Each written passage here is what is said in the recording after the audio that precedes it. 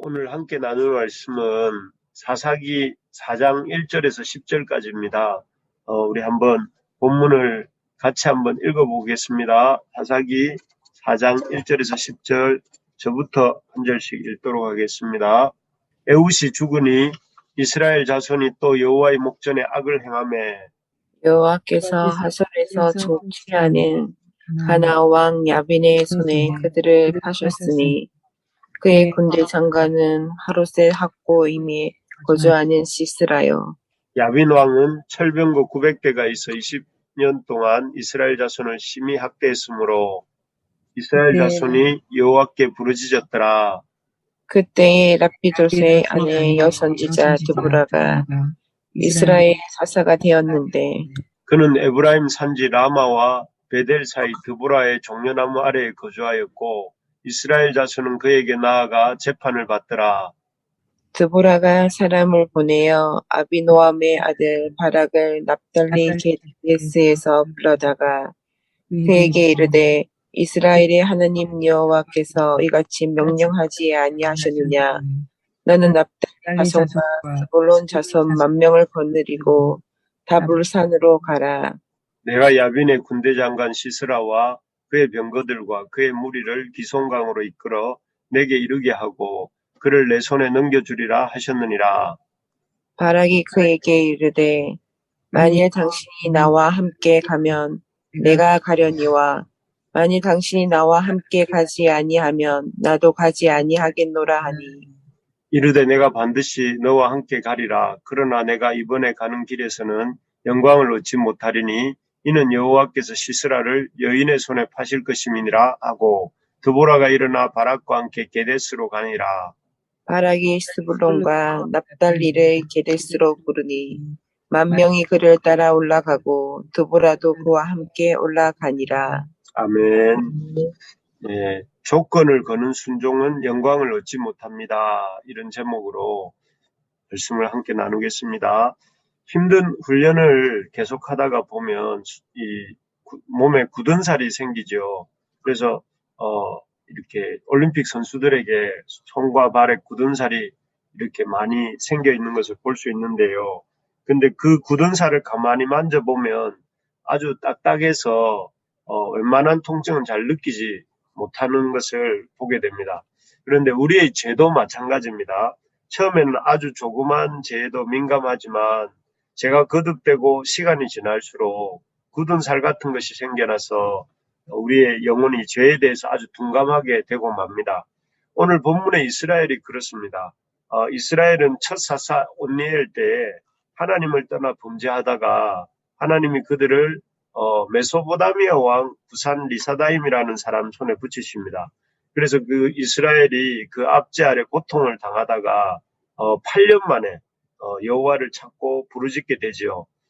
그러다가 이제 하나님께서 에훗을 세우셔서 이렇게 이스라엘 백성들에게 평안을 주셨는데 또 40년 동안은 평안히 지내다가 그들이 다시 에훗 때 앞에는 온니엘이었다면 에훗 때 다시 하나님을 떠나 악을 행하고 범죄하게 됩니다. 그때 하나님께서는 다시 에글론이라고 하는 주변 나라에 붙이셨고 그 후로 그때는 또 8년 앞선 8년의 두 배인 무려 16년이 지났어야 여호와를 찾았고 또 그때 하나님께서 이 에훗이라고 하는 왼손잡이 사사를 세우셔서 그들을 구원해 주십니다. 그리고 오늘 본문에서는 에훗 사후에 에훗이 죽은 이후에 또 이스라엘이 하나님을 떠나 범죄하게 됩니다. 이번에는 하나님께서 그들을 하솔 왕 야빈과 그의 군대 장관 시스라에게 붙이십니다. 그래서 이스라엘은 그 밑에서 이 격렬하게 아주 가혹하게 압제를 당합니다. 하지만 이스라엘은 이번에는 8년이 지나고 또 16년이 지나도 부르짖지 않습니다. 앞서는 8년이 지나고 16년이 지나서 여호와를 찾았는데 이제는 그렇지도 않다는 것이죠. 그래서 죄로 인한 그 고통이 만성화, 습관화, 일상화되어서 고통을 고통으로 느끼지 못하는 그런 단계가 된 것입니다. 그러다가 이제 20년이 되어서야 고통이 너무 극심해지니까 그때서야 이스라엘이 여호와를 찾아 부르짖게 됩니다. 참으로 죄의 무서운 점은 죄가 일상화되면 될수록 마치 알코올 중독자가 알코올을 두려워하지 않는 것처럼 또 도박 중독자가 도박을 무섭게 여기지 않는 것처럼 죄로 인한 고통을 당연하게 여기고 그 고통을 벗어나지 않으려고 한다는 것입니다. 바라는 것은 우리가 이렇게 우리 일상 속에서 무심하게 짓는 죄들, 하나님께 기도하기 싫어하는 것들, 또 말씀 읽기 싫어하는 것들, 형제를 미워하는 죄들, 또 악한 말, 또 자기만 생각하는 이기적인 어떤 삶들, 이런 것들을 아주 당연하게 여기지 말아야 되겠습니다. 그러한 죄들을 당연하게 여기기 시작할 때 우리 영혼에 굳은 살이 박혀서 또 다른 큰 죄에 대해서도 무감각하게 되기 때문이죠. 그래서 우리가 그러한 죄들을 무감각하게 일상화, 습관화, 만성화되게 하지 않으려면 어떻게 해야 되겠습니까? 우리가 그러한 죄들을 죄로 여길 줄 알고 그 죄를 하나님 앞에 들고 나와서 진실된 마음으로 날마다 돌이키고 회개하는 시간을 꼭 가질 수 있기 바랍니다. 그래서 네.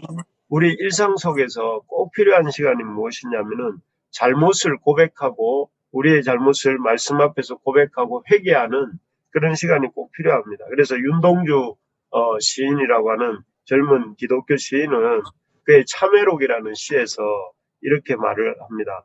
밤이면 밤마다 나의 거울을 손바닥으로 발바닥으로 닦아보자. 이렇게 이 시를 읊었던 적이 있는데요.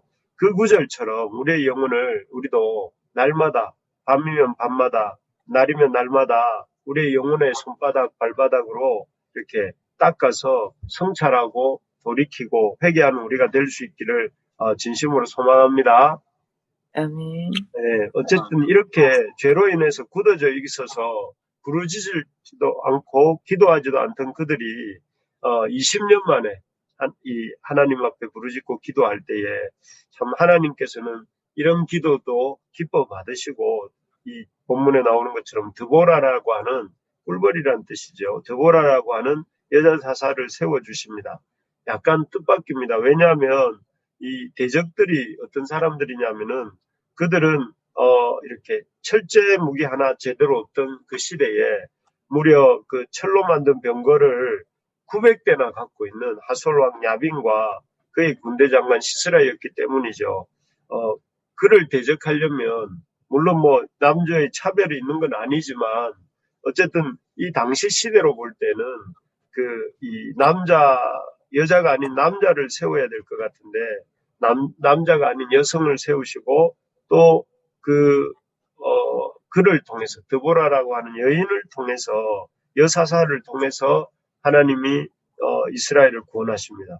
그리고 또 그때 있었던 바락이라고 하는 장군이 등장하는데 이 바락은 그 보조하는 이 드보라를 보조하는 그런 장군으로 이렇게 쓰시고 주로 하나님께서는 드보라라고 하는 여사사를 쓰셔서 이렇게 이스라엘을 구원하시는데 하솔왕 야빈에게로부터 구원하시는데 그 뜻이 무엇인가 하는 것을 오늘 잠깐 살펴보고자 합니다. 하나님께서 왜 바락이 아닌 드보라를 쓰셔서 하나님의 구원을 이루신 것일까요? 첫째는 하나님께서 드보라를 사용하신 첫 번째 이유는 먼저 그녀가 하나님의 말씀에 귀 기울여 들을 줄 아는 여성이었기 때문에 그렇습니다. 우리 6절을 같이 한번 읽어봅시다. 6절입니다. 시작. 드보라가 사람을 보내어 아비노함의 아들 바락을 바락은 납달리 게데스에서 불러다가 그에게 이르되 이스라엘의 하나님 여호와께서 이같이 명령하지 아니하셨느냐.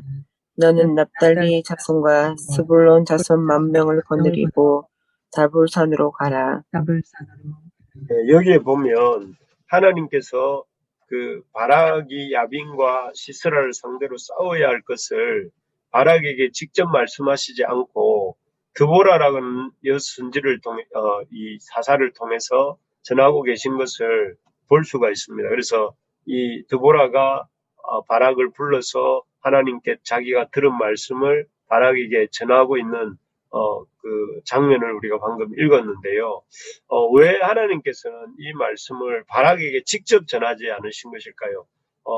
바락에게 직접 너는 납달리 자손과 스불론 자손 10,000명을 거느리고 다볼 산으로 가라 이렇게 말씀하지 않으시고 굳이 드보라를 통해서 하나님의 말씀을 그 바락에게 전하신 걸까 생각을 해볼 때 아마도 그 이유는 드보라가 바락보다 하나님의 말씀에 더 귀를 기울이고 또 하나님의 음성에 민감했기 때문이 아닐까 이런 생각을 해보게 됩니다. 하나님은 남자나 여자 또는 노인이나 소년 뭐 이런 등과 같은 외적인 우리가 생각할 때 그런 외적인 조건에 구애받지 않으십니다. 하나님은 당신의 말씀에 귀를 기울이고 또 당신의 말씀을 청종할 줄 아는 잘 듣고 순종할 줄 아는 그런 사람에게 하나님의 말씀을 주시고 또 하나님의 역사에 사용하신다 하는 것입니다. 그렇기에 우리가 하나님의 말씀을 귀 기울여 듣고 드보라처럼 또 하나님의 우리의 이웃들에게 전하는 그런 우리가 될 수 있기를 바랍니다. 아멘. 그래서 우리가 지지난주에 기억나시는지 모르겠지만 바울의 첫 전도라는 제목으로 우리가 말씀을 나누었는데요. 그때 본 것처럼 그 바울이 다메섹 도상에서 예수님을 만나고 불과 며칠이 지나지 않아서 그가 잠잠하지 않고 그가 경험하고 그가 아는 만큼 하나님 앞에 받았던 그 은혜를 이렇게 이 다메섹 회당에 나가서 전하는 것을 보지 않았습니까? 그런 것처럼 우리가 쓰임받는 조건은 무엇이냐면은 하나님의 말씀을 이렇게 아는 자, 그 하나님의 말씀을 들을 줄 아는 자, 그리고 그 하나님의 말씀을 전할 줄 아는 자가 하나님이 사용하시는 그런 조건이다 하는 것입니다. 그래서 우리도 담대하게 또 우리가 아는 만큼 경험한 만큼 또 하나님의 말씀에 귀를 기울이고 그 하나님을 알게 된 것을 힘써 전하는 우리 모든 부르심의 가족들 되기를 진심으로 소망합니다. 아멘. 아울러서 이런 하나님께서 드보라를 사용하신 이유는 첫째는 그녀가 하나님 말씀에 귀를 기울일 줄 아는 여성이었기 때문이라면 두 번째는 그녀가 그 하나님의 약속을 온전히 신뢰하는 사람이었기 때문에 그렇습니다. 사실 20년이나 야빈과 시스라 밑에서 그 철병거 900대를 가진 야빈과 시스라의 그런 그 무력 밑에서 극심한 학대를 받아오던 이스라엘 백성 아닙니까? 그 이스라엘 백성 입장에서 볼 때 그들은 누구보다 이 시스라의 강력한 군사력을 잘 알고 있었을 텐데 그런 그들에게 어느 날 갑자기 하나님께서 자신과 바락을 통해서 드보라와 바락을 통해서 이 이스라엘 백성의 그 시스라의 군대를 물리치겠다 이렇게 말씀하셨을 때에 사실 잘 믿어졌을까요? 아마도 정상적인 사람이라면 그 말이 잘 이해되지도 않고 믿어지지도 않았을 것입니다. 만약에 하나님이 그렇게 힘이 있으신 분이라면 20년 전에 우리를 구원하여 주셔야 되는 거 아닙니까? 이렇게 생각할 수도 있고 또 20년이라는 세월을 볼 때에 하나님이 우리를 구원하지 못하실 것이다 이런 생각을 인간적인 생각으로 할 수도 있는 것입니다. 그런데 드보라는 하나님이 그 바락의 시스라의 군대를 야빈과 시스라의 철병거 900대를 물리치고 이스라엘을 구원하시겠다. 드보라와 어떤 바락이라는 장군을 통해서 구원하시겠다 하셨을 때에 그 드보라는 그 말씀을 의심하지 않았습니다. 그 말씀을 신뢰했고 또 그 신뢰한 바를 바락에게 있는 그대로 전했던 것을 우리가 아까 읽었습니다. 하나님은 이렇게 그 하나님의 약속을 온전히 신뢰하는 사람들을 쓰십니다. 앞에서도 말씀드렸지만 성별이 중요한 게 아닙니다. 남자나 여자냐 하는 성별이 중요한 게 아니고 또 젊은이냐 나이 든 사람이냐 이 노소가 중요한 것도 아닙니다. 하나님이 쓰시는 사람의 중요한 조건은 무엇이냐면은 하나님의 약속의 말씀을 온전히 신뢰하느냐 아니냐 이것이 중요한 기준입니다. 정말 그렇습니다. 우리가 하나님의 오늘날 이 시대에도 하나님이 쓰시는 사람들은 하나님의 약속을 신뢰하느냐 믿느냐 하는 것이지요. 그래서 하나님은 지금도 그가 누구든지 그가 어떤 사람이든지 하나님의 약속을 이렇게 온전히 신뢰하는 사람, 믿는 사람을 통해서 하나님의 역사를 이루신다 하는 사실을 우리가 붙들 수 있기 바랍니다. 아멘. 요단이 갈라진다 하시면 갈라지는 줄 믿고, 여리고 성이 무너진다 하면 무너진다 하는 것을 믿고, 우리 주님께서 우리의 죄를 대속하시고 십자가에 돌아가셨고, 또 그 주님께서 우리의 죄를 없이 하시고 부활하셨다 하면 그 부활하심을 믿는 자, 그런 사람들을 통해서 하나님이 일하시고 역사하신다 하는 사실을 우리가 놓치지 말아야 되겠습니다. 여러분, 어떤 걱정거리가 있습니까? 또 어떤 염려거리가 있습니까?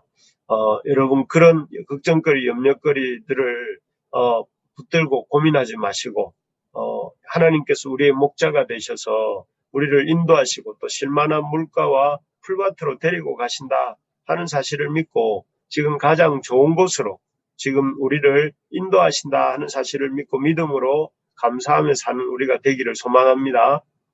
아멘. 그래서 여러분 염려하지 말고, 요즘 이번 달 우리 교회 필독서가 염려에 대하여라는 책인데, 그 책에 보니까 염려를 이기는 법 3가지가 나오는데, 첫째는 이렇게 짧게 생각하라. 너무 길게 먼 훗날을 생각하지 말고 지금만을 생각하라 하는 것이고, 그리고 현실을 직면하라 하는 것과 세 번째가 뭐였느냐면은 기도하라 하는 것이었는데, 정말 그런 것 같습니다. 우리가 하나님을 생각하고 하나님이 우리의 삶을 인도하실 그것을 믿으며 기도할 때에 우리가 이런 염려들로 염려하지 않고 우리가 참 믿음 안에서 평안을 누린다 하는 사실을 이렇게 기억하게 됩니다. 그래서 여러분 꼭 하나님 앞에 하나님의 신실하심을 믿고 믿음으로 나아가는 우리 모두가 됩시다. 마지막으로 바락은 왜 하나님 앞에 쓰임받지 못했는가? 왜 그는